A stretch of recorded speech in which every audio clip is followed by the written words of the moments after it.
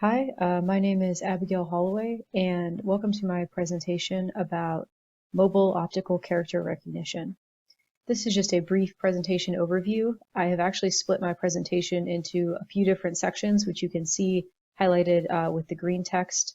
In the first section, I'm just going to kind of introduce what OCR is for people that have not heard of it, and then give some examples about how it is specifically used in mobile applications. Next, I'm going to talk about a little bit behind the scenes about how OCR works, some of the steps that are commonly used, and how machine learning comes into play. After that, I'm going to discuss obstacles that any OCR developer faces when designing an OCR engine, and then also focusing specifically on mobile challenges. Next, I'm going to talk about kind of the two general categories of solutions for mobile devices when you want to use OCR for an application. And then finally, I'm going to close out with a demo of Google Firebase and Cloud Vision API.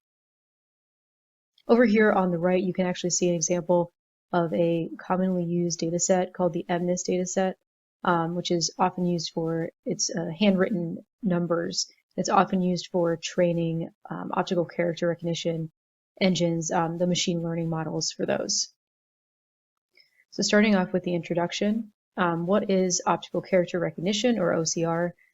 This first bullet point in green is a definition that I thought was really good from one of the articles I read. It's basically just when you have an image or an image of a document and you're trying to pull out, the computer is trying to pull out the constituent characters. So a lot of people have used Adobe Acrobat, and it does this with PDFs, where oftentimes you're scanning in a document and then it's able to perform optical character recognition so that you can then highlight text, copy text, and edit text in that PDF.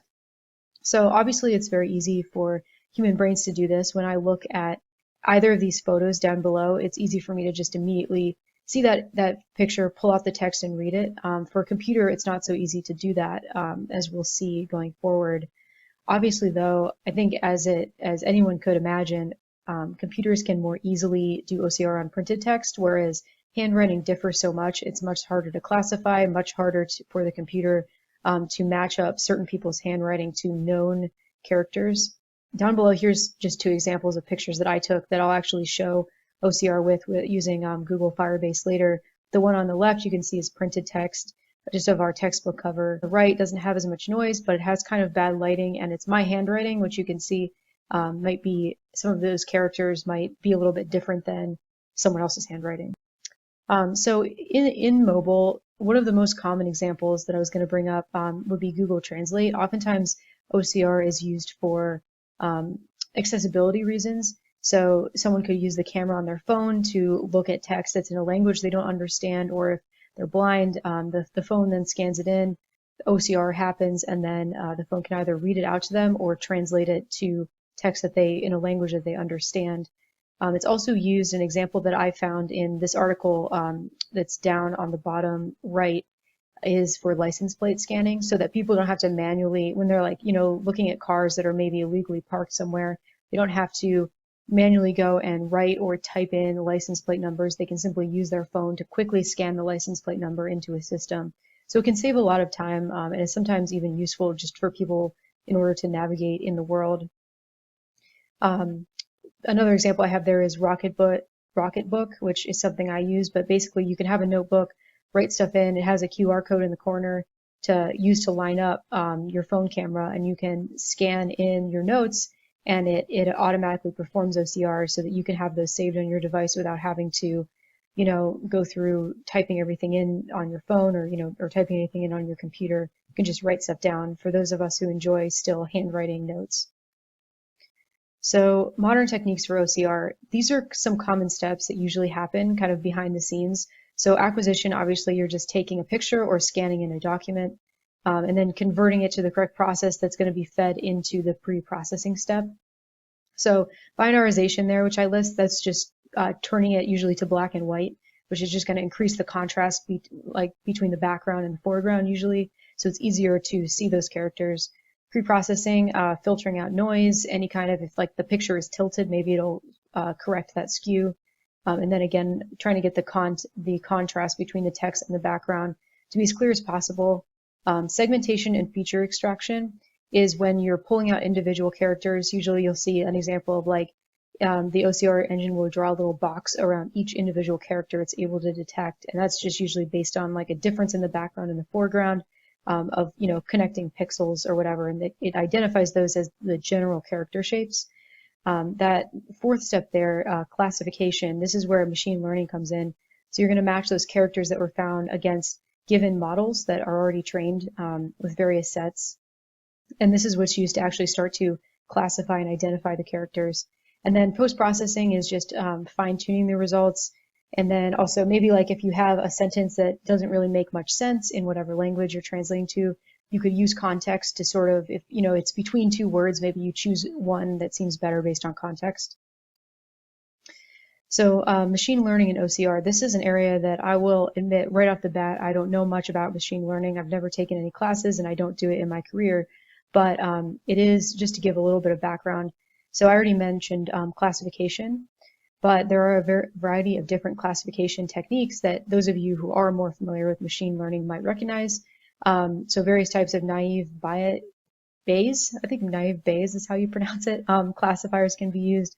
Logistic regression, decision trees, and then sequential minimum optimization are some that I found in an article. And then on the right is actually a screenshot of a graph from that article where they tested a bunch of these different classifier techniques to see how accurate the results for OCR were. So that top line right there is logistic regression. Then you have naive Bayes. Naive Bayes, I think with Laplace smoothing was that red line. J48 is a type of decision tree. And then the sequential minimum optimization. So all of these use obviously models that can get quite large. And then I have that note there in green that the algorithms used can also be pretty computationally intensive. So moving on to some obstacles of optical character recognition. So one of the main challenges that you guys can probably just think of right off the bat would just be image acquisition. So you might take a picture, especially with like a mobile camera. It might be low lit, there might be some clutter, it might be a little bit off center, a weird like aspect ratio. And also you could lose, like just with compression and decompression of the image, you could lose some of that clarity during that process.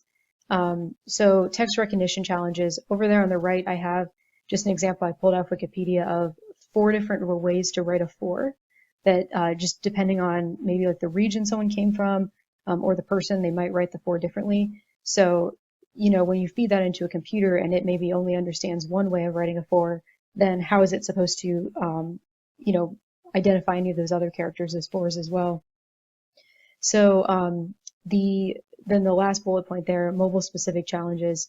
So this one is just stuff that, on top of those things I already mentioned, come up when you're using OCR for mobile devices. So on-device resource use. Obviously, mobile devices have a lot more limited storage. So for storing like a machine learning model, for example, they have a lot more, and especially older devices, like you have to have your app support a wide range of device types. So even if the modern devices are having a lot more storage, a lot more processing power, you still have to keep in mind users of older devices and making it so their app can work as well sometimes. And then for the server-based system, so this is something we're going to talk about in the next couple of slides, but it's basically an API-based OCR system. It might require network availability. So if you are offline, you might not be able to use the OCR app on your phone. So in this section, I'm going to talk a little bit about the 2 common methods for like solutions for the problems I mentioned on the previous slide. So server-based or API-based OCR is when some or all of the steps are performed on a server that is external to the mobile device. So you're capturing a picture on the mobile device, you're sending it out via API, usually REST API, out to an external service, which is then performing all the OCR, using all those trained machine learning models over there and then sending the results back. Google Cloud Vision API is one that you can use. It does require a Google Cloud platform subscription, and it requires the Blaze subscription, which is paid, but I was able to get a free trial on there. So that can be a disadvantage. Sometimes you're going to have to pay some money in order to use one of these services. An advantage is that it does not use the limited device resources. You don't have to store a model or perform algorithms on the device itself, so it's going to save a lot of the battery life and the storage. And then, you're using services or servers that have more processing power, so that can speed up the process. And then easy implementation. I was able to follow one of the Google developer tutorials, and it was really, really fast to get this set up. So disadvantages is the latency can be higher due to waiting for the server round trip. So it's harder to do like real-time stuff like Google Translate, where you're pointing your camera at something and immediately getting OCR results. And then also I already mentioned, but the device would probably need to have network connection in order to perform OCR, unless you're caching the results or doing something like that. So device-based OCR is the other option, and this has become more prevalent recently with the invention of TensorFlow Lite, which is like an on-device machine learning system. But then also Tesseract is a common engine that's used for this, and this is when you're actually performing the OCR on the device. And so you're using the on-device resources, which sometimes is enough based on what other tools that you're using. So the advantages of this, obviously right away, it's pretty much all the disadvantages of the last one, but you got low latency, you can do real-time stuff, you can work offline, and Tesseract and some of these other, a lot of these different engines are open source, so it's free. You don't have to like subscribe to Google Cloud Platform or use compute credits or anything like that. And then the disadvantages we've already talked about, but using limited phone resources. And then, older phones might not be able to use your app because they don't have the processing power or the storage required for these algorithms and models. All right, time for a demo. We're over here in Firebase. This is the Firebase dashboard. And this is where you can, I basically created this Cloud OCR demo project and set it up so I can monitor all my API calls here. I can look at my different functions, my cloud functions I have running, and then I can also set up authentication for users. So over here I have this one user called test user at test.com, which is what I'm going to use to authenticate against this project in my code, and I'll show you that in a second. And I also have a function running. And behind the scenes, this is what is actually going out to Google Cloud Platform, this annotate image, and calling the Cloud Vision API. This annotate image, the code for this was actually, Google just provides a sample cloud function that you can deploy. So I didn't actually have to write this myself.